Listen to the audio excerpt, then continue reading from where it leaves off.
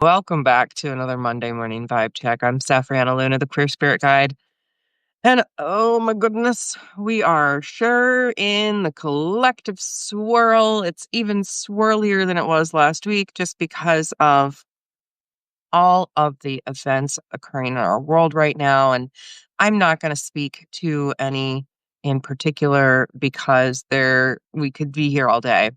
uh, you know, you know what's going on out there. You know what's impacting you. You know what's causing the swirl in the world around you.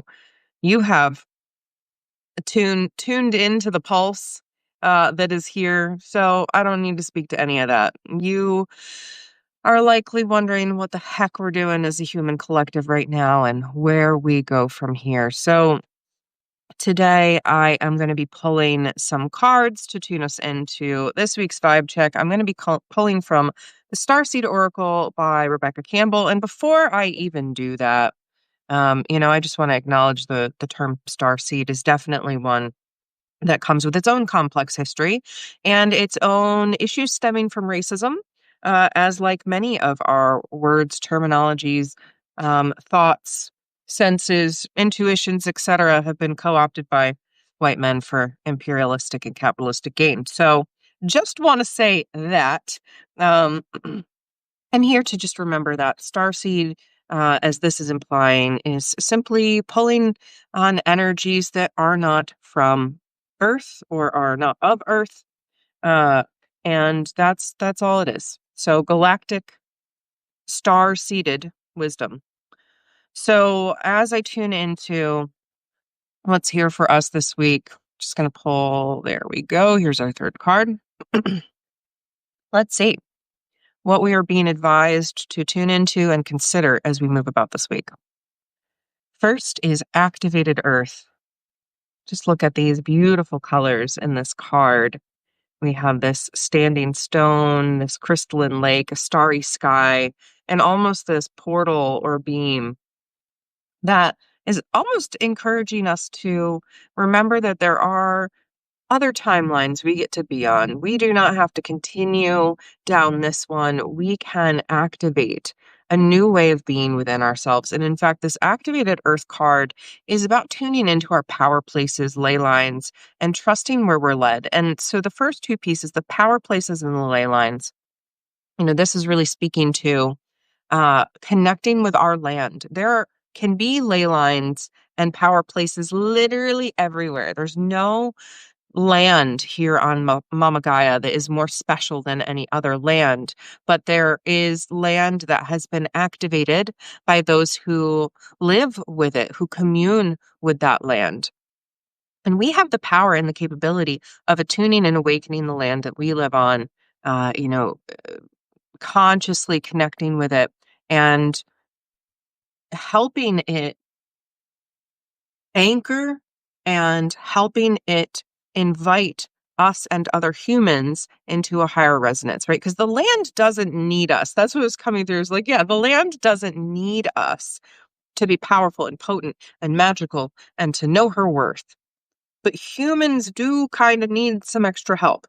So when we continue to activate and support the land, help it thrive, help with sustainability, with energetic alignment, with clearer, more ethical boundaries, et cetera, we are actually activating the land in a way that other humans can come in and receive that magic down the line. So, what does this have to do with this week? We're being invited to connect with the land that we live on, to remember that we are part of the land that we live on, and that we are all one in this earth we live on. So that is the message here, to love your neighbors, to love your land, to love the animals and the bugs and the beings and the spirits that live amongst you, because we are not alone. So that's what I'm getting from this. Our second card, I love this, is a new earth. It's happening. Keep holding the vision.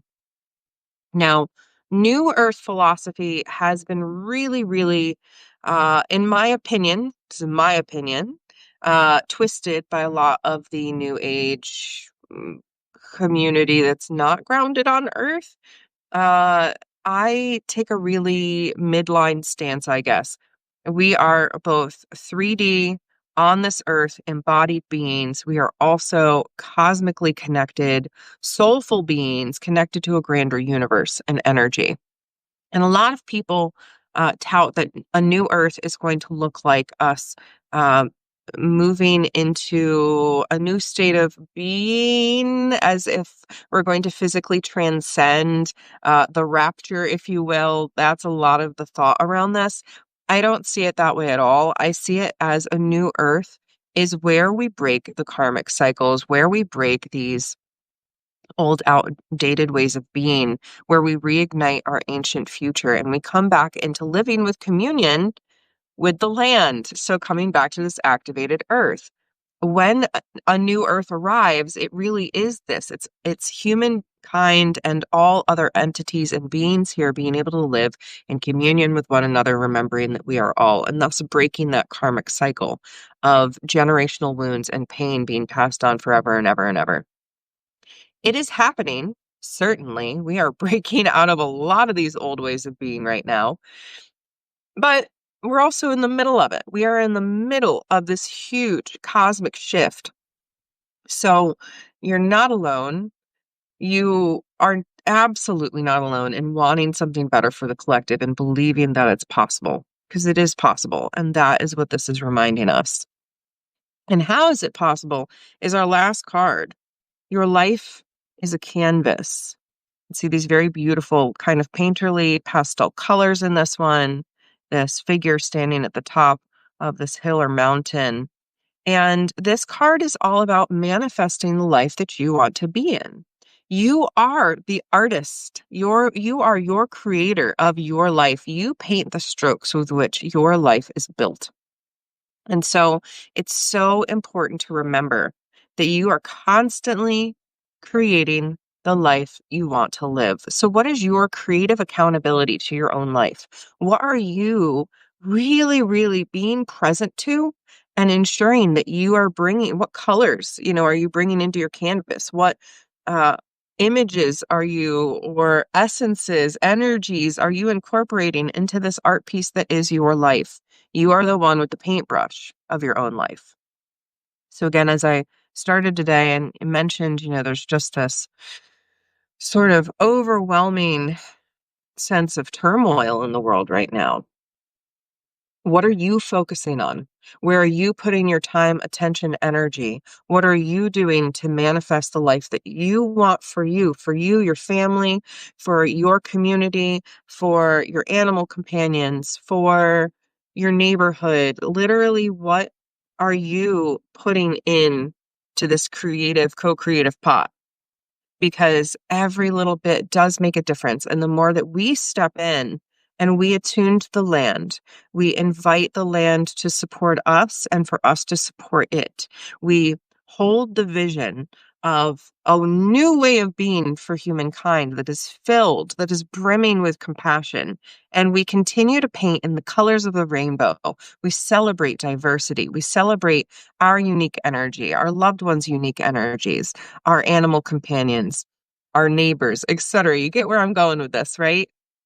We have the opportunity to celebrate what is in front of us instead of dread what is in front of us.